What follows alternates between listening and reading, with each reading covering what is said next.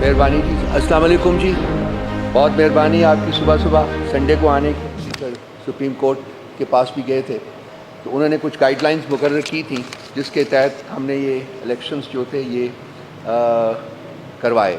बल्कि इस वक्त भी बलूचिस्तान में पोलिंग हो रही है और वो 3 बजे के बाद उसके रिज़ल्ट्स भी आ जाएंगे। तो जो हमारे इलेक्शन रूल्स हैं उनके मुताबिक हमने सब सूबों में जो इलेक्शंस अनकंटेस्टेड हो गए हैं और सेंटर में जो अनकंटेस्टेड इलेक्शंस हो गए हैं उसके रिज़ल्ट्स आज डिक्लेयर करने थे सुबह। जहाँ बाकी सूबों में जो हमारे प्रोविंशियल कमिश्नर साहिबान हैं वो कर रहे हैं, और यहाँ ये ज़िम्मेदारी मुझे एज़ फेडरल इलेक्शन कमिश्नर दी गई है। सबसे पहले तो मैं रिटर्निंग ऑफिसर जो हमारे चेयरमैन के इलेक्शन के लिए थी आयशा खालिद साहिबा, इनको वेलकम करता हूँ। इसी तरह से जो रिटर्निंग ऑफिसर थी सेक्रेटरी जनरल के पैनल के लिए आमिना अली साहिबा, इनको वेलकम करता हूँ। और इलेक्शन कोऑर्डिनेटर जिन्होंने बहुत सा काम किया है इलेक्शन के रिज़ल्ट्स को कंपाइल करने में, इकरा इलियास साहिबा, उनको वेलकम करता हूँ। और ख़ास तौर के ऊपर वेलकम करता हूँ मैं मोहम्मद अशरफ जब्बार साहब को और असलम साहब को, जो कि चेयरमैन के पैनल के लिए ये भी कंटेस्टेंट्स थे, लेकिन इन्होंने वॉलंटरली चेयरमैन साहब की, गौहर साहब की फेवर में अपने नॉमिनेशन फॉर्म्स जो थे वो विड्रॉ किए थे।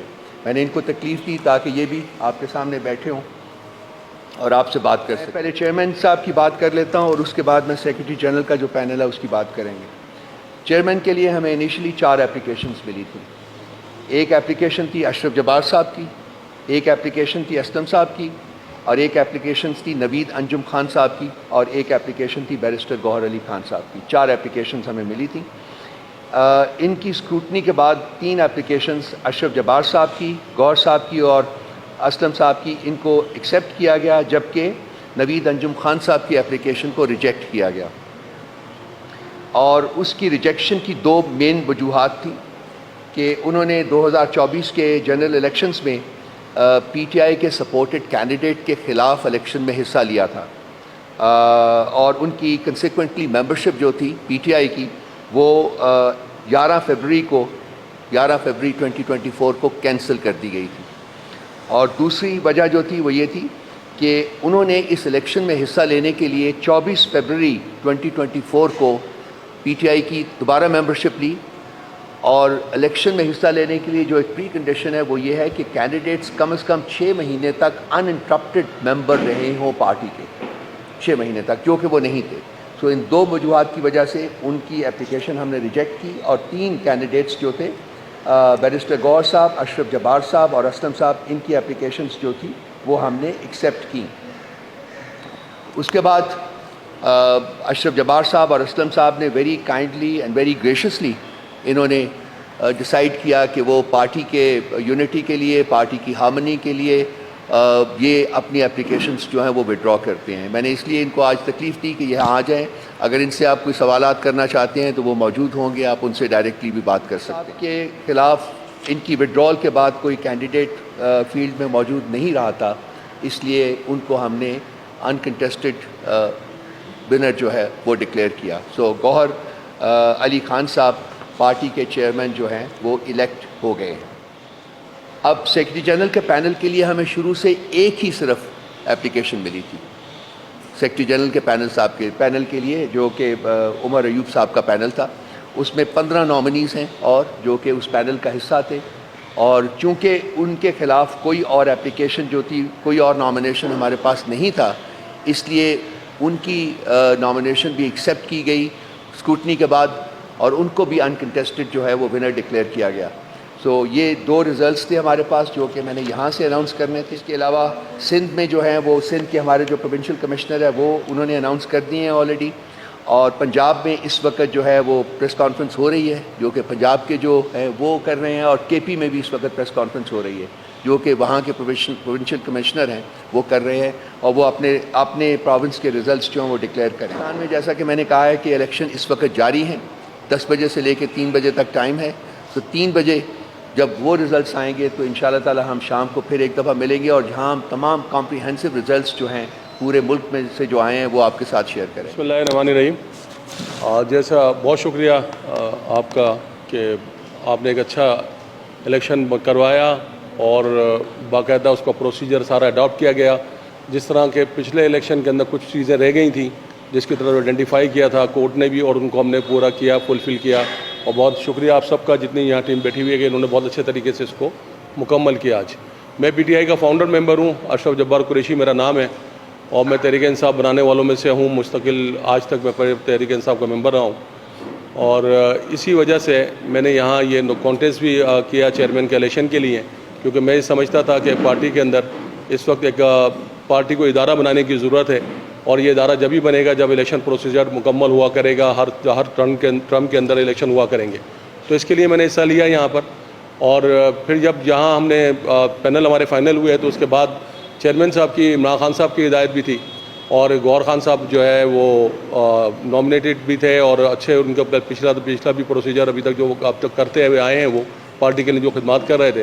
تو میں نے یہ مناسب سمجھا کہ پارٹی کی یونٹی کے لیے مجھے وڈرا ہونا چاہیے, اور گور صاحب کو یہ موقع دینا چاہیے کہ وہ اپنے لیے یہاں پہ پارٹی کے لیے کام کریں. اور سب سے پہلا مطالبہ جو ہمارا ہے, جو ہمارا مطالبہ ہے, ہماری پوری پارٹی کا مطالبہ ہے, پوری قوم کا مطالبہ ہے کہ گور خان صاحب سب سے پہلے منتخب ہونے کے بعد عمران خان صاحب کو باہر نکالنے کے لیے سب سے اسٹرگل شروع کریں گے, اور پوری پارٹی پورے پاکستان سے جدوجہد کرے گی کہ عمران خان صاحب باہر آئیں اور وہ قیادت کریں. تو ہم ان کی ہدایت کے مطابق آپ کے سامنے موجود ہیں, اور اپنی مرضی کے ساتھ یہ میں نے اپنا فیصلہ لیا ہے کہ اس الیکشن سے میں وڈرا ہو رہا ہوں. میں پی ٹی آئی کا فاؤنڈر ممبر ہوں 96 سے. اس پارٹی کے ساتھ میرا تعلق ہے.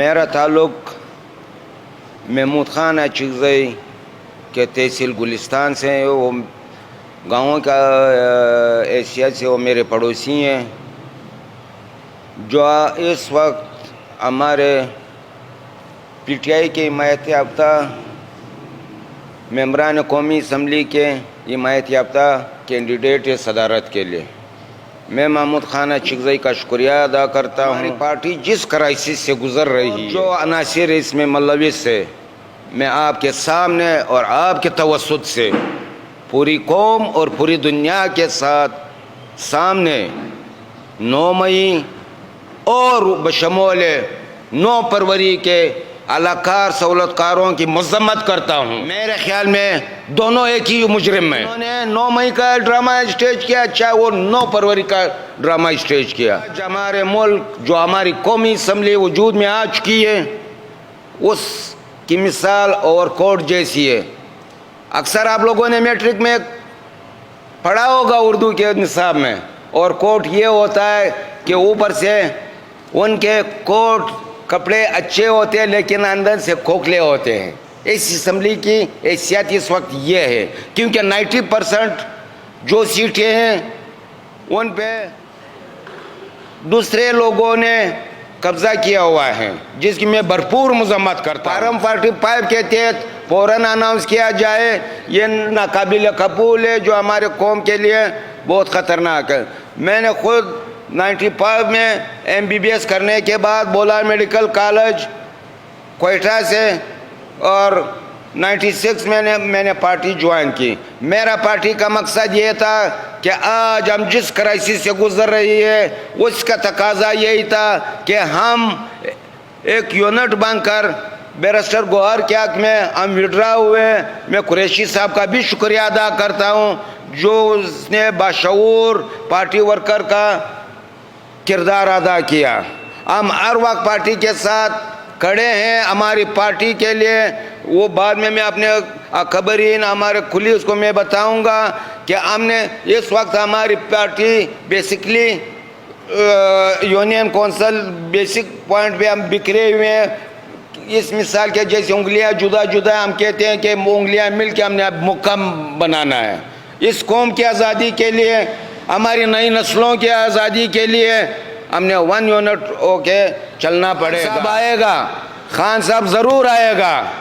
یہ 76 سال کی تاریخ میں پہلی دفعہ ایک لیڈر اللہ تعالیٰ نے امت مسلمہ کو دیا. صرف پاکستان کی میں بات نہیں کرتا ہوں, وہی جو اس کے مخالفین تھے آج اس کی تعریف کر رہے ہیں. اس نازک موڑ میں جو ایک دوسرا سازشی عناصر ایک دوسرا بنگلہ دیش بنانے کے چکر میں تھے, جس کا انہوں نے اس مشن کا نام B2 رکھا ہوا ہے, یعنی بنگلہ دیش 2. انہوں نے وہ کرائسس, ان کا آغاز हमारे सुबह बलूचिस्तान से शुरू किया हुआ है, जहाँ पर पठान और बलोचों को अगवा किया जाता है। हर कुव्वत के हम खिलाफ है, खौफ खत्म हो चुका है, मौत आनी है। मेरा ये मकूला है कि गैरत से आपकी जिंदगी कम नहीं होती है और बेगैरती से आपकी जिंदगी ज्यादा नहीं हो सकती। आपका डर और खौफ खत्म होता है, अब इंसान बन के जी सकते हो।